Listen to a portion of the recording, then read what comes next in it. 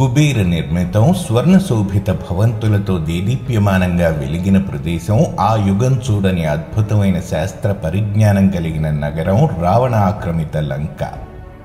అసురరాజేలిన లంక, సీతామాత కన్నీటితో మలినమైన లంక, హనుమ దహించిన లంక, రాముడి చేతిలో పరాజయం పొందిన లంక నేడు మనకు కనిపిస్తున్న శ్రీలంక కాదా? మరి రావణ పాలిత లంక నేడున్న శ్రీలంక కానప్పుడు అసలు లంక ఎక్కడుంది? అలాంటప్పుడు ధనుష్కోటి నుంచి శ్రీలంకను కలుపుతున్న రామసేతు రాముడు నిర్మించినది ఎలా అయ్యింది?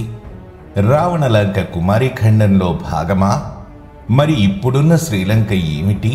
అసలు శ్రీలంకను రావణలంకగా ఎందుకు భావిస్తున్నారు వంటి ఎన్నో సందేహాలకు సమాధానాలు తెలుసుకోవడానికి ఈరోజుటి మన వీడియోను చివరిదాకా చూసి మీ అభిప్రాయాలను కామెంట్స్ ద్వారా తెలియజేస్తారని ఆశిస్తున్నాను. Voice of Mahidhar.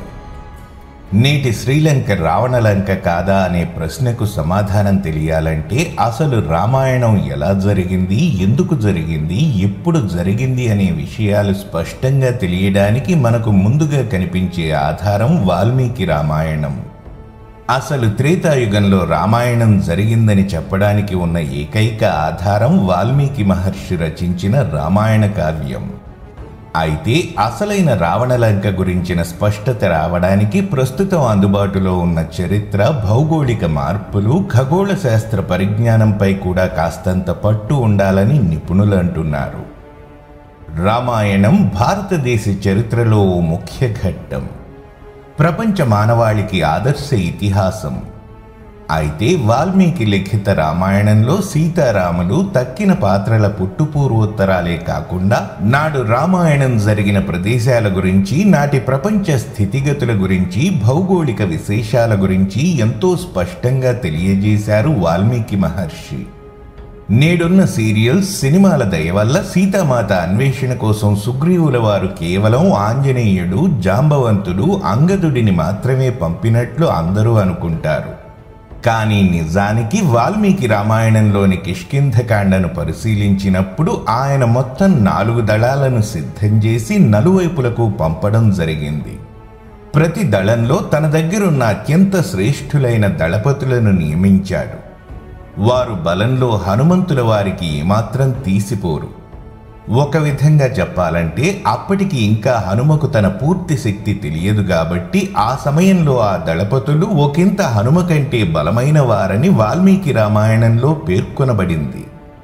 ఇది హనుమంతుల వారిని కించపరిచే ఉద్దేశం కాదనేది మనం గమనించాలి. కేవలం ఆ సమయానికి హనుమ పూర్తి శక్తి ఆయనకే తెలియదు కాబట్టి నాడున్న పరిస్థితి, అప్పటి బలాబలాల రీత్యా ఈ పొంతన వ్యక్తపరచడం జరిగింది. ఇలా సిద్ధం చేసిన ప్రత్యేక వానర దళాలను భూమిపై 4 దిక్కులకు పంపుతూ వారి వారి దిక్కుల్లో ఎటువంటి ప్రదేశాలు వస్తాయి, ఎటువంటి ఆటంకాలుంటాయి, అక్కడ భౌగోళిక పరిస్థితులు, అక్కడుండే ప్రజలు, వింతలు, విశేషాల వంటి అన్నింటి గురించి సుగ్రీవ మహారాజు తన సేనలకు చెప్పి పంపాడు. ఈ క్రమంలో ఆంజనేయుడి దళాన్ని దక్షిణ దిక్కుకు వెళ్లమని ఆజ్ఞాపించి వారికి దక్షిణ దిక్కులో ఉన్న అన్ని ప్రదేశాల గురించి స్పష్టంగా తెలియజేశారు. అందులో భాగంగా మన ఆంధ్రప్రదేశ్, కేరళ, తమిళనాడు ప్రాంతాల గురించి, అక్కడుండే నదులు, వింతలు, విశేషాల గురించి చెబుతూ ఆఖరున దాదాపు 100 యోజనాల దూరంలో సముద్రం మధ్యలో 100 యోజనాల విస్తీర్ణం కలిగిన ప్రాంతంగా లంక గురించి, దానిని రావణుడు పరిపాలిస్తుండడం గురించి చెప్పారు. అలా సుగ్రీవుడు చెప్పిన ఆనవాళ్లను పట్టుకుని వెళ్లిన హనుమంతుల వారి దళం మన దేశానికి దక్షిణ దిక్కున ఉన్న ప్రతి ప్రాంతాన్ని అత్యంత వేగంగా జల్లెడబడుతూ వెళ్లి ఆఖరికి తమిళనాడు చివరన ఉన్న మహేంద్రగిరి పర్వత ప్రాంతంలో ఆగారు. ఇక అక్కడితో భూమి అంతమై విశాలమైన సముద్రం కనిపించసాగింది. సముద్రం మధ్యలో లంక అనే ప్రాంతం ఉందని తెలిసినా అక్కడికి వెళ్లే మార్గం లేక సీతామాత జాడలు కనిపించలేదన్న నిరాశతో కూర్చున్నప్పుడు ఆ తల్లి జాడలు తెలియజేసింది సంపాతి అనే పక్షి.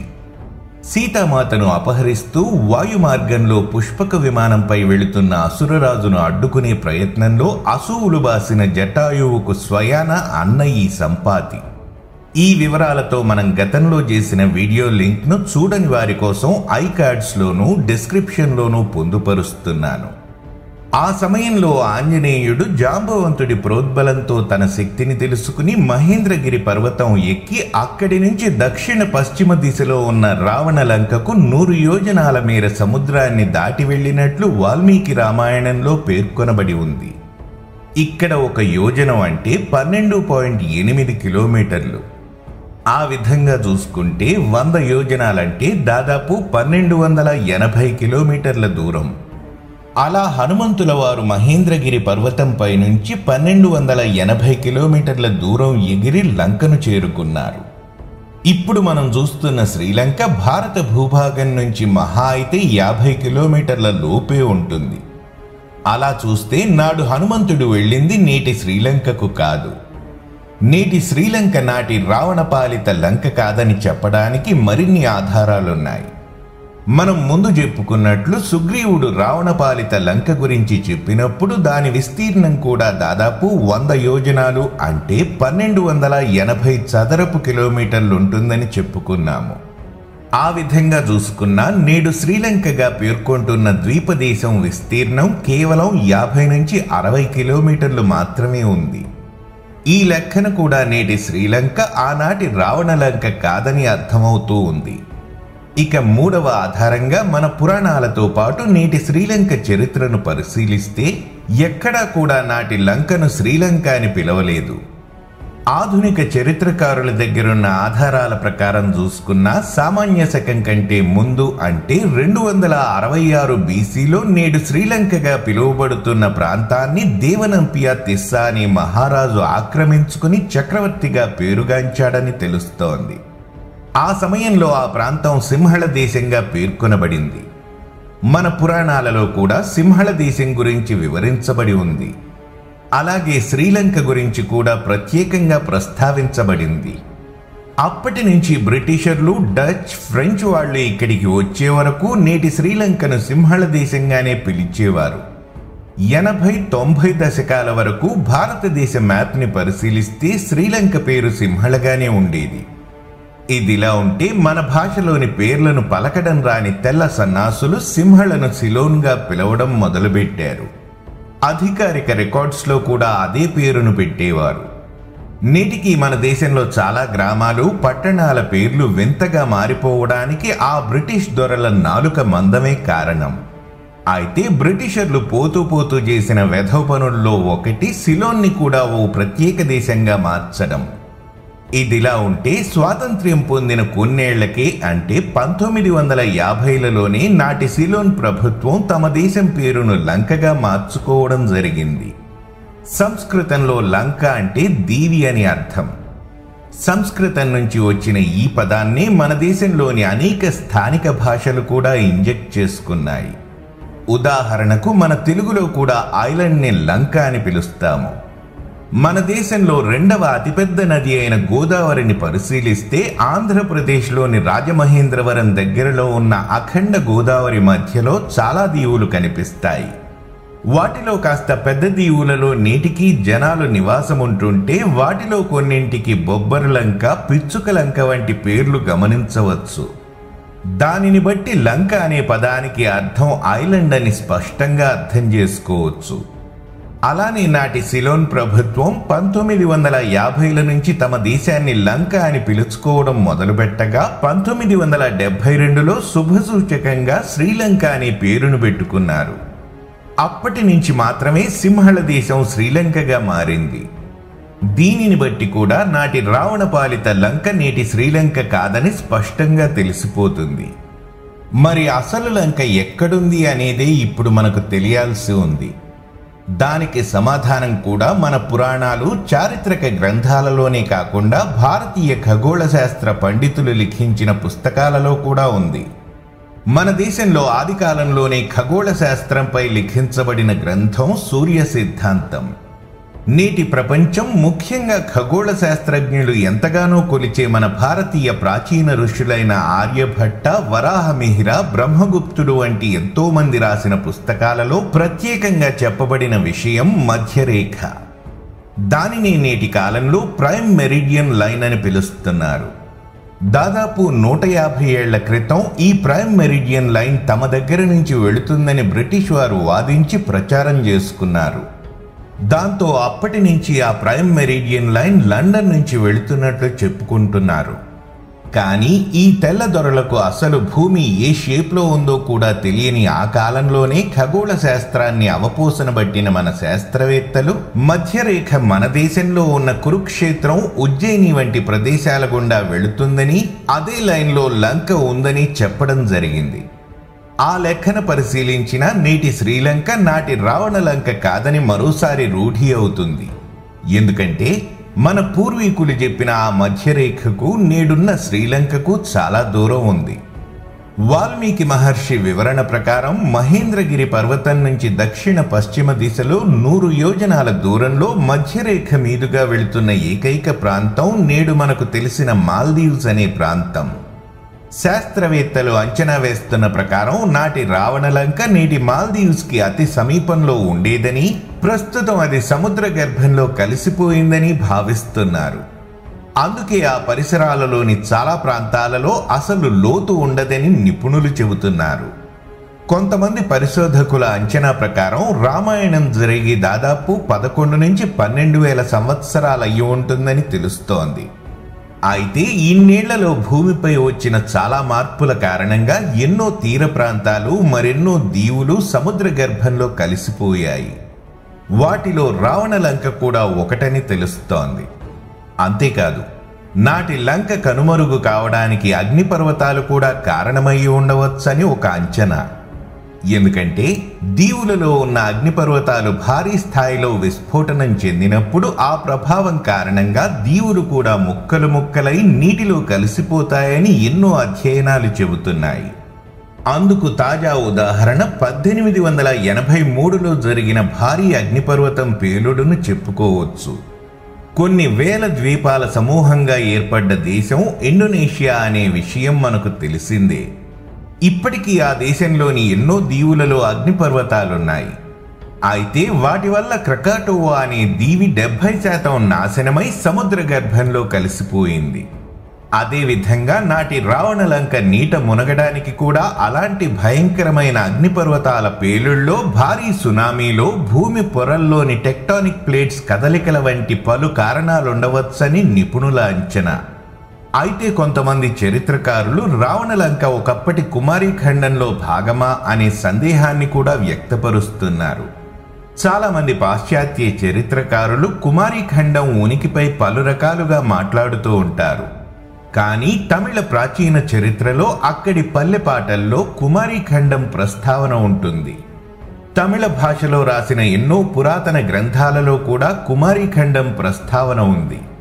ఉదాహరణకు 2వ శతాబ్దంలో రాసిన మణిమేఖలై అనే పుస్తకంలోనూ, 5వ శతాబ్దంలో రాసిన శిలప్పధికారం అనే పుస్తకంలోనూ కుమారీ ఖండం గురించి ప్రస్తావించబడి ఉంది. మన దేశ చరిత్రకారులు చాలామంది దాదాపు 25,000 సంవత్సరాల ముందు వరకు కుమారీ ఖండం ఉండేదని, తరువాత ఆ ఖండం మొత్తం సముద్ర గర్భంలో కలిసిపోయిందని, అందులో మిగిలిపోయిన భాగమే నాటి రావణలంక అయ్యి ఉండవచ్చని అంటున్నారు. అయితే ఈ విషయాన్ని నిరూపించడానికి మరిన్ని పరిశోధనలు జరగాల్సి ఉంది. ఇదంతా విన్న తరువాత నేటి శ్రీలంక రావణలంక కానప్పుడు నేడు కనిపిస్తున్న రామసేతు మానవ నిర్మితం కాదా, మరి అసలైన రామసేతు ఎక్కడుంది అనే సందేహం కలుగుతుంది. దానికి సమాధానం వాల్మీకి రామాయణంలోనే స్పష్టంగా చెప్పబడింది.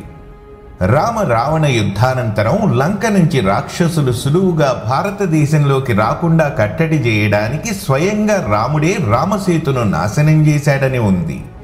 అయితే చరిత్రకారులు చెబుతున్న దాని ప్రకారం ఇప్పుడున్న రామసేతుని రావణుడి తమ్ముడు రామబంటు అయినటువంటి విభీషణుడు రాముడి జ్ఞాపకార్థం సింహళ ద్వీపం నుంచి ధనుష్కోటి వరకు కట్టించడం జరిగింది. ఆ విధంగా ఈ నిర్మాణానికి రామసేతు అనే పేరు రావడంతో పాటు ఆనాటి మన ఘన చరిత్రకు ఆనవాలుగా నిలిచింది. కొంతమంది చరిత్రకారుల పరిశోధనల ప్రకారం ఒకప్పుడు రావణ రాజ్యం నేటి మన మహారాష్ట్ర వరకు ఉండేది. దానితో సింహళ దేశం కూడా వారి అధీనంలోనే ఉండేది. భారత భూభాగానికి అతి సమీపంలో ఉండటం చేత ఆ కాలంలోనే రావణుడు సింహళ దేశంలో ఓడరేవులు, తన పుష్పక విమానం దిగడానికి వీలుగా హెలిప్యాడ్ వంటివి నిర్మించుకున్నట్లు తెలుస్తోంది. దానితో సింహళ దేశంలో నాటి నుంచి జనావాసాలు ఏర్పడ్డాయి. అయితే రావణ లంక అంతమైన తరువాత మిగిలిన కొద్ది మందిని విభీషణుడు సింహళ దేశానికి తరలించినట్లు, ఆ తరువాత సేతు నిర్మాణం చేసి దానికి రామసేతు అనే పేరు పెట్టినట్లు భావిస్తున్నారు. విభీషణుడు నిర్మించిన కాలంలో నేడు చూస్తున్న రామసేతు చాలా పెద్దగా, బాగా విశాలంగా ఉండేది. కాలగమనంలో వచ్చిన మార్పుల వల్ల రామసేతు కుంచుకుపోతూ వచ్చింది. దాదాపు 15-16 శతాబ్దాల వరకు రామసేతుపై నడుచుకుంటూ సింహళ దేశం వెళ్లడానికి అవకాశం ఉండేది. సిక్కు మత స్థాపకుడు, సిక్కుల ఆది గురువు, శ్రీరామ భక్తుడు అయిన గురునానక్ కూడా 1511లో రామసేతుపై నడుచుకుంటూ శ్రీలంక వెళ్లడం జరిగినట్లు సిక్కుల చారిత్రక గ్రంథాలలో పేర్కొనబడి ఉంది. చాలా ఏళ్లుగా ఆ ప్రాంతంలో సంభవిస్తున్న సైక్లోన్స్ కారణంగా రామసేతు కొద్దిగా నాశనమవుతూ వస్తుండగా 1964లో వచ్చిన భారీ సైక్లోన్ కారణంగా పూర్తిగా నాశనమైనట్లు నిపుణులు చెబుతున్నారు. అంతేకాదు, 1964లో వచ్చిన సైక్లోన్ కారణంగా అతి ప్రాచీనమైన ధనుష్కోటి పట్టణం కూడా పూర్తిగా నాశనమయ్యింది. నాటి తమిళనాడు ప్రభుత్వం ధనుష్కోటిని మళ్లీ బాగు చేయడం మానేసి దాన్ని ఒక ఘోస్ట్ టౌన్గా ప్రకటించి చేతులు దులుపుకుంది. కానీ హైందవ చరిత్రలో రామాయణంతో ముడిపడి ఉన్న ధనుష్కోటి లేకపోతే భావితరాలకు మన ఘన చరిత్ర తెలిసే అవకాశం లేదని భావించిన కొంతమంది హిందువులు, కొన్ని హిందూ సంఘాల వారు పూనుకుని ధనుష్కోటిని కొంతవరకు బాగుచేసి అక్కడున్న వింతలను వెలికి తీశారు. నేడు మనం ధనుష్కోటిని చూడగలుగుతున్నామంటే అది వారి చలవే అని చెప్పుకోవాలి. ఎంతో ఘనమైన మన చరిత్ర నేటి యువతకు తెలియకపోవడానికి కారణం గడిచిన 1000 సంవత్సరాలుగా మనపై జరిగిన భౌతిక, సాంస్కృతిక దాడులే. నాటి ముస్లిం పాలకులు మన చరిత్రకు ఆలవాలంగా నిలిచే లక్షలాది ఆలయాలను, వేలాది గ్రంథాలయాలను నాశనం చేయడం వల్ల మన అసలు చరిత్ర చాలా వరకు మరుగున పడిపోగా 200 ఏళ్ల బ్రిటిష్ దొరల పాలన కారణంగా మరింతగా దారి మళ్లింది. అయితే నిజం నివురుగప్పిన నిప్పు, అది ఎప్పటికైనా తెలిసి తీరుతుందనే నానుడిని నిరూపిస్తూ నేడున్న ఆధునిక పరిజ్ఞానం సహాయంతో కొంతమంది చరిత్రకారులు, నిపుణులు అసలు చరిత్రను వెలికితీసే ప్రయత్నంలో ఉన్నారు. ఆ ప్రయత్నంలో బయటపడిన వాస్తవాలే ఇప్పుడు మనం మాట్లాడుకున్న టాపిక్. అయితే అతి పురాతనమైన భారతదేశ చరిత్రను పూర్తిగా వెలికితీసేంత వరకు ఈ పరిశోధనలు కొనసాగాలని, దానికి కేంద్ర, రాష్ట్ర ప్రభుత్వాలు పూర్తి సహాయ సహకారాలు అందించాలని కోరుకుంటున్నాను. మరిన్ని మంచి వీడియోలతో మళ్ళీ మీ ముందుకు వస్తాను. మరి ఆ వీడియోలు మిస్ కాకూడదనుకుంటే మన ఛానల్ను సబ్స్క్రైబ్ చేసుకోండి. అలాగే వీడియోస్ని లైక్ అండ్ షేర్ చేయడం మరచిపోకండి. మీకు తెలిసిన, తెలుసుకోదలిచిన విషయాలను క్రింద కామెంట్ బాక్స్లో తప్పక తెలియజేయండి. వీడియో క్రింద డిస్క్రిప్షన్లో పొందుపరిచిన మన సోషల్ మీడియా లింక్స్ కూడా ఫాలో అవుతారని ఆశిస్తున్నాను.